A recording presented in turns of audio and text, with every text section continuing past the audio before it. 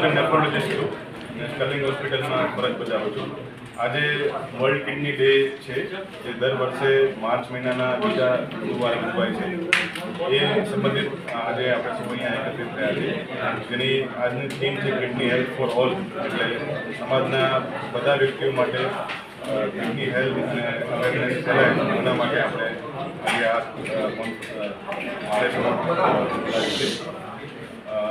કલની જેમ જોઈએ છે આપણે કે દર વર્ષે કિડનીને લગતા રોગોની સંખ્યા વધતી જાય છે, નવા ડાયાલિસિસના દર્દીઓ વધતા જાય છે.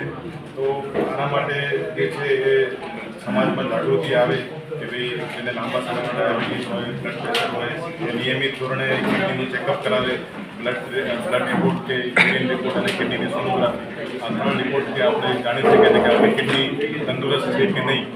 નિયમિત આ બધા રિપોર્ટ થાય અને એમાં જો કાંઈ પણ ચેન્જીસ જણાય તો નેફ્રોલોજિસ્ટને કન્સલ્ટ કરે કે જેથી કિડનીને લગતી બીમારીને આપણે શરૂઆતના સ્ટેજમાં ડિટેક્ટ કરીએ તો આગળ જતાં કિડની ફેલિયર એડવાન્સ થાય, ડાયાલિસિસ થાય, એ સ્ટેજને આપણે અટકાવી શકીએ. સર, સિમ્ટમ્સ શું હોય છે કિડની ફેલ થવાના? કિડની ફેલ થવાના મુખ્ય સિમ્ટમ્સ જોઈએ તો આપણે ભૂખ ન લાગવી, ઉલટી ઉબકા થવા, ખાવામાં મન ન લાગવું, અશક્તિ લાગવી, પગે સોજા આવવા, આંખની આજુબાજુ સોજા આવવા, રાત્રે વાળાઘડી ઉઠીને પેશાબ જવું પડે 2 થી 3 વાર, આ બધા મુખ્ય લક્ષણો છે. सर, प्रिवेंशन के लिए क्या टिप्स देना चाहिए? प्रिवेंशन के लिए बोला कि रेगुलर जिसको बीपी शुगर है उसको regular blood and urine test कराना चाहिए.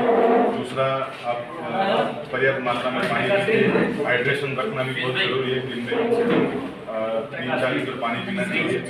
और healthy diet, weight optimisation, salt कम खाना है, वेट को ठीक रखना है और थोड़ा बहुत एक्सरसाइज और व्यसन है जैसे तम्बाकू है, स्मोकिंग है, उसको छोड़ना है.